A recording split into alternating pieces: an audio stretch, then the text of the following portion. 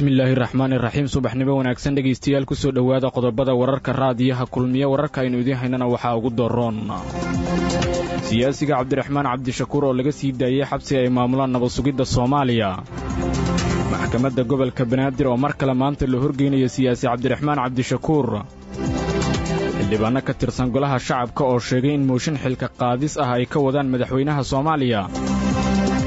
ra-iisul wasaaraha xukuumadda oo sheegay in la soo gebangabeeyey tirakoob lagu sameeyey ciidamada booliiska soomaaliya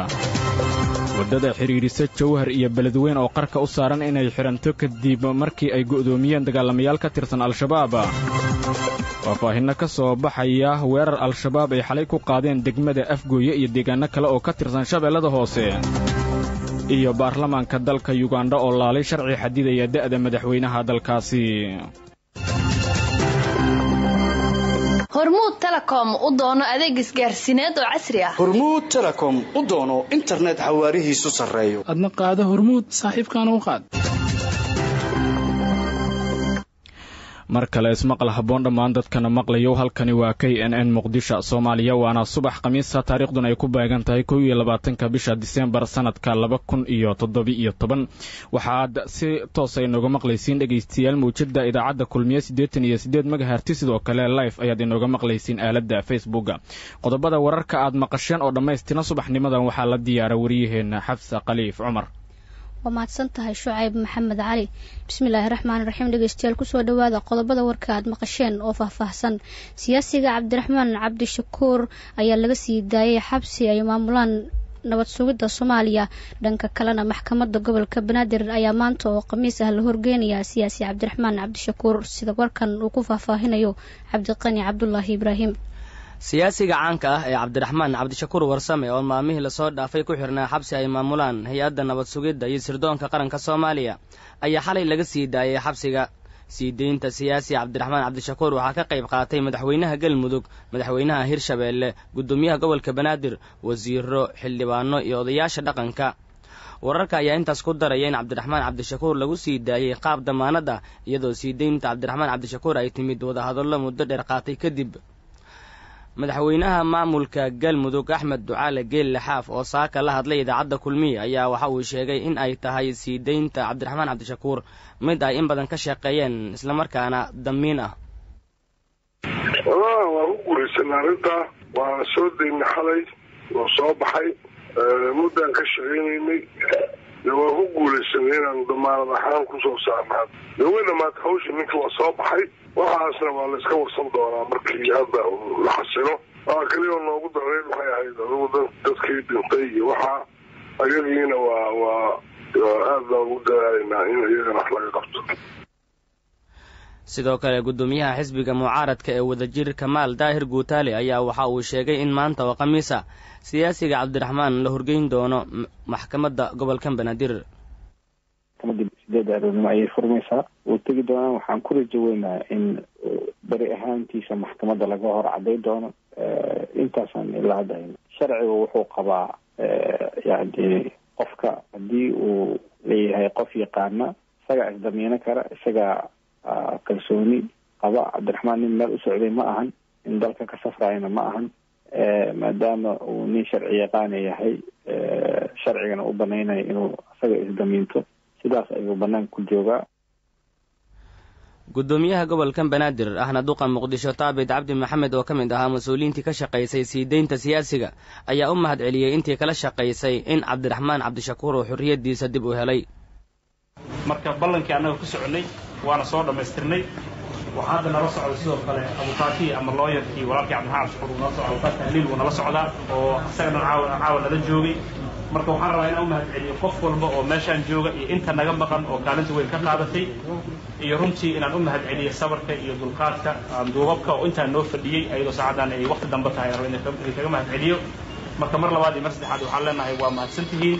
annaguna waajibkii iyo ballantii la qaaday waa soo fulinay dhinaca kale xildhibaan Axmed Macalin Fiqi oo kamid ah mudanayaasha golaha shacabka ee baarlamaanka Soomaaliya ayaa war qoraal ah oo uu soo dhigay barta Facebook waxa uu ku sheegay in xildhibaanada labada gole ay ku faraxsan yihiin sii deynta siyaasiga Cabdiraxmaan Cabdishakuur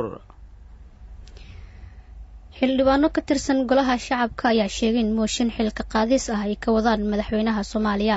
waxaa warkan dhameystiraya Shucayb Maxamed Cali. sida ay qortay wakaaladda wararka ee Reuters, xildhibaano ka tirsan golaha shacabka Soomaaliya ayaa wada mooshin xilka looga qaadayo madaxweynaha dalka Maxamed Cabdullaahi Farmaajo. wakaaladda oo soo xiganaysa xildhibaano ka tirsan golaha shacabka Soomaaliya ayaa sheegtay in xildhibaanadu ay ku eedeeyeen madaxweynaha ku xadgudub dhanka dastuurka ah, khiyaano qaran iyo sidoo kale burburinta dowlad goboleedyada xubnaha ka ah dowladda federaalka. xildhibaan Mahad Maxamed Salaad oo kamid ah golaha shacabka Soomaaliya ayaa Reuters u sheegay in 96 mudane oo kamid ah xildhibaanada baarlamaanka Soomaaliya ay shirgudoonkooda ka dalbadeen in dib loo furo kalfadhigii baarlamaanka si ay u horgooyaan mooshin xilka looga qaadayo madaxweyne Farmaajo. Reuters ayaa sidoo kale baahisay in arrintani ay ka dambeysay kadib markii ay xasaro siyaasadeed ka dhasheen khilaaf soo kala dhex galay beelaha dega gobolka Banaadir iyo hoggaanka sare ee dowladda. qoraalka ay daabacday wakaaladda wararka ee Reuters ayaa ku soo aadaya xilli dhawaan mudanayaal ka tirsan golaha shacabka Soomaaliya horeyna u saxiixay mooshin xilka looga qaadayo madaxweynaha dalka ay sheegeen inay dib uga laabteen saxiixa mooshinkaasi. sidoo kale arrintan ayaa ku soo beegmaysa xilli jahawareer siyaasadeed oo weli ka taagan yahay magaalada Muqdisho ee caasimadda dalka. waa mahadsantahay Shucayb. Ra'iisul Wasaaraha Xukuumadda Soomaaliya ayaa sheegay in la soo gabagabeeyay tirakoob lagu sameeyay tirada ciidamada booliska Soomaaliya sida warkan uu ku faahfaahinayo Axmed Maxamed Ibraahim. munaasabadan oo ahayd mid lagu soo gabagabeynayay sanad guurida 74 ee ka soo wareegatay goorta dhidibada loo aasay ciidamada booliska Soomaaliyeed kaas oo ay u dabaaldegayeen maalnimadii shalay ahayd. Ra'iisul Wasaaraha Soomaaliya xildhibaanada labada aqal ee baarlamaanka Soomaaliya xubnaha ka tirsan golaha wasiirada iyo saraakiisha ciidamada xoogga dalka iyo taliyayaashii hore u soo qabtay xilka taliyeennimada ee booliska Soomaaliyeed ayaa goobjoog u ahaa munaasabadan. guddoomiyihii hore ee gobolka Banaadir ahaana duqii Muqdisho Maxamed Axmed Nuur Tartan oo munaasabadaasi ka hadlay ayaa sheegay in ciidamada booliska Soomaaliyeed ay u geeriyoodeen in badan iyagoo ku jira howlaha booliska, haatanna ay suurtagal tahay inay geeriyoodaan in kale iyagoo u shaqaynaya shacabka Soomaaliyeed. shaki waxaan ku jirin ciidamo badan oo booliska Soomaaliyeed ka tirsan ayagoo hawsha ku jira inay ku dhinteen oo naftooda ku waayeen, kuwa kalena inay ku waayi doonaan ayagoo ku jira hawsha ciidanka booliska Soomaaliyeed waa kuwa soo jeeda waqtiga annagu aan hurdayno, waa kuwa jidadka taagan marka aan hawlaheena gaarka ah haysanno, waa kuwa baahan markaan annagu dharagsannahay. ciidanka booliska Soomaaliyeed waxaan ugu hambaliyeynayaa sanad guurada 74 sano ee ka soo wareegtay markii la aasaasay. Ra'iisul Wasaaraha Soomaaliya Mudane Xasan Cali Kheyre ayaa sheegay in la soo gabagabeeyay tirakoob lagu sameeyay ciidamada booliska Soomaaliyeed kaas oo lagu hubinayay tayada ay leeyihiin. xukuumaddu waxay maalmahan ku howlaneed in dib u habeyn lagu sameeyo ciidanka booliska Soomaaliyeed. waxaan u mahad celinayaa taliyaha iyo taliyayaasha la shaqeeya baaritaankii ay soo dhaweeyeen maalin dhoweed ay ku soo tiriyeen dhammaan ciidanka booliska Soomaaliyeed ee dalka. way kulligood fara uga soo qaadeen, ay soo ogaadeen meelaha ay kala joogaan, kuwa aan meel sax ku jirinna la ogaaday, kuwa ku jirana la ogaaday. in computerka halkan u yaala generaalku uu og yahay mid walba meesha uu joogo waa wax aad u muhiim. sidoo kale ra'iisul wasaaraha Soomaaliya Xasan Cali Kheyre ayaa sheegay in xaqsiinta carruurta iyo ehladii ay ka geeriyoodeen ciidamadii toddobaad ka hor ku dhintay barxadda iskuul booliisiya oo kala shaqayn doono madaxweyne Farmaajo taliska booliska Soomaaliyeed. waxaa kale oo madaxweynuhu ka codsaday Jenaraal Mukhtaar, aan rabaa inaad halkan ku maqashaan inaad ugu timaadid wax walba oo lagu daryeeli karo agoontii ku geeriyootay, agoontii aabbayaashood iyo hooyayaashood ay ku geeriyoodeen maalintaas 14 bisha December iskoola booliisiya horteed. madaxweynaha ayaa wuxuu ballan qaaday inuu kala shaqayn doono. ciidamada booliska Soomaaliyeed ayaa waxaa la aasaasay sanadka markuu ahaa 1943 iyagoona jira da'aada 74 sano jirka, waana tan keentay in shalay u dabaaldegaan. waa mahadsantahay Axmed. wadada xiriirisa magaalooyinka Jowhar iyo Beledweyne ayaa qarka u saaran inay xiranto kadib markii ay go'doomiyeen dagaalamayaal ka tirsan Al-Shabaab sida warkan uu ku sii dheereeyo Cabdiwahaab Xuseen Muxyidiin. gudoomiyaha guddiga difaaca ee baarlamaanka dowlad goboleedka Soomaaliyeed ee Hirshabelle xildhibaan Geelle Isaaq oo la hadlay idaacadda Kulmiye ee magaalada Muqdisho ayaa waxa uu sheegay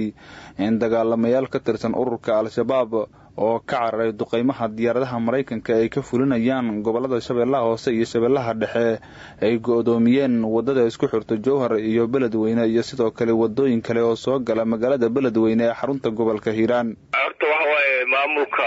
gobolka Hiiraan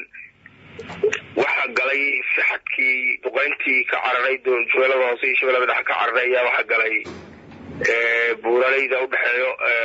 Hiiraan iyo Galgaduud marka ayaguna ciidamada guutooyinka militariga ayaa ayaguna kuwaas daba taagan iyo ciidamada AMISOM iyo kuwa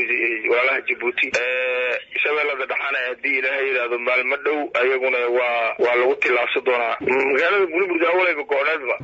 midda kale magaalada Beledweyne hadda intii awal furnaday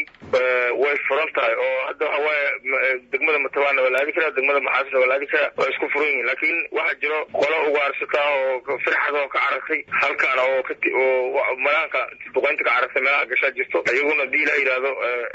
waxaan maleynaa in culays badan guutooyinka militariga meesha soo ay saari doonaan culaysku wuxuu ka jiraa qolada nabaddiidka oo Shabeellaha Hoose iyo diyaaradaha duqeynta ay ka carareen waxay awood u geeyeen gobolka Hiiraan. Maalmihii ugu dambeeyay ayaa xubno ka tirsan ururka Al-Shabaab oo baxsad ka howlgalka ciidamada xoogga dalka Soomaaliya ay sameynayaan iyo sidoo kale duqeymaha diyaaradaha Mareykanka ay fuliyeen baxsad ka waxa ay ku luumalaysanayeen gobolada Galgaduud iyo Hiiraan.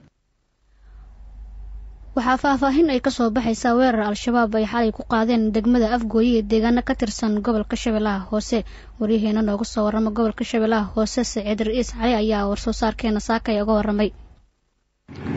cali waa maadan tahay habeenkii labaad oo xiriir ah dagaalamaal oo badan oo ka tirsan Al-Shabaab waxa ay weerar ku qaadeen bar control oo ciidanka dawladda Soomaaliya ay ka degan xaafad lagu magacaabo Aytiro oo degmada Afgooye ku taal gaar ahaan xaafadaas waxay u dhowdahay boondada yar ee degmada Afgooye halkaas oo ciidanka dawladda ay fariisin ku leeyihiin rag loo maleynaya inay shabaab ka tirsan yihiin ayaana weerar ku qaaday xalay inkastoo aan loogeyn khasaaraha dhimashada midka dhaawac dagaalkaas ka dhashay ee soo kala gaaray labada dhinac saraakiisha iyo maamulka degmada Afgooye oo aan qadka telefoonka kula xiriiray wax faahfaahin kama aysan bixin weerarkii xalay ka dhacay degmada Afgooye oo shabaabku ay soo qaadeen laakiin dadka deegaanku waxay noo sheegeen in ay marka ay maqleen dhawqa rasaasta labada dhinac isweerarsanayaan oo ay mid aad u xooganeed ay baqdin la soo diristay inkastoo dagaalka muddo kooban oo socday haddana markii dambe si iskiisa ay u joogsaday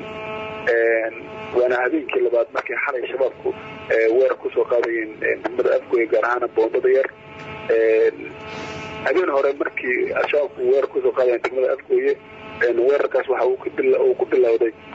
dab nooca gacanta laga tooro kadibna waxaa xigay dablay hubeysnayd oo bar control ciidanka dawladda ay ku leeyihiin boondada yar rasaas weeyey inkastoo ciidankana ay iska caabiyeen caliyow Al-Shabaab baraha ay ku leeyihiin internetka ay ku faafiyeen mas'uuliyadda weerarkaas inay ku dambeeyeen sidoo kale waxaa weerar dabagala ama jidgala loo dhigay ciidanka tirsan kuwa midowga Afrika AMISOM oo ka yimid magaalada Muqdisho ciidankaas oo ku sii jeeday fariisimaha ciidanka midowga Afrika AMISOM ay ku leeyihiin gobolkan ciidanka la weeraray waxa ay marayeen deegaanka lambar 60 oo gobolkan Shabeellaha Hoose ka tirsan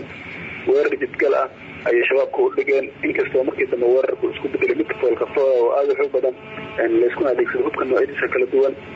khasaaro dhimasho dhaawac ayaa jira oo dadka deegaanka ay noo xaqiijinayaan oo soo kala gaaray labada dhinac ee dagaalamay Al-Shabaab sidoo kale baraha internetka ku leeyihiin waxa ay ku sheegeen inay gudeen gaari ciidanka midowga Afrika AMISOM sahay u siday oo maraya deegaanka lambar 60 marka caliyow markii la isku soo wadoobo Al-Shabaab maalmihii u dambeeyay ama saacadihii la soo dhaafay waxa la dhihi karaa waxa ay xoojiyeen weerarada ay ku qaadayaan ciidanka dawladda federaalka Soomaaliya iyo kuwa midowga Afrika AMISOM ee ku sugan gobolka Shabeellaha Hoose.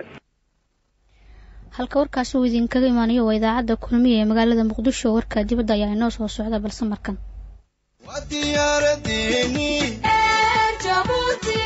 duulimaad raaxa leh degdegsiimaya ammaano ayr Jabuuti u doono baarlamaanka dalka Uganda ayaa cod aqlabiyad leh ku ansixiyay sharci meesha ka saaraya xadidaadda da'da musharaxiinta doorashada madaxweynaha ee dalkaasi taasoo wadada u xaareysa in mid ka mid ah madaxweynayaashii Afrika ugu muddada dheer oo Uganda sii xukumay ilaa iyo sanada 2031 mudanayaasha baarlamaanka Uganda ayaa ayaa wax ka bedelay dastuurka wadankaasi oo dhigayay in qof walba oo ka yar da-da 35 sano ama ka weyn 75 sano aan u tartami karin doorashada madaxweynaha dalka Uganda. Sharcigan ayaa dhaqangalaya marka uu madaxweyne Yoweri Museveni waa madaxweynaha dalka Uganda oo 73 jir ah oo qalinka ku duugo sharcigaasi. warkay subax idaacada kulmiye waa inaga inta dhageystayaasheena ku sugan magaalada Jowhar waxa ay naga dhageysanayeen radio asal dhageystayaasheena ku sugan magaalada Gaalkacyo waxa ay naga dhageysanayeen Hobyo iyo Hayaan dhageystayaasheena ku sugan dalka Mareykanka waxa ay naga dhageysanayeen Kalay FM halka live streamka nagala socoteen cidda uu seego warkayga waxa ay dib ka heli karaan kulmiyenews.com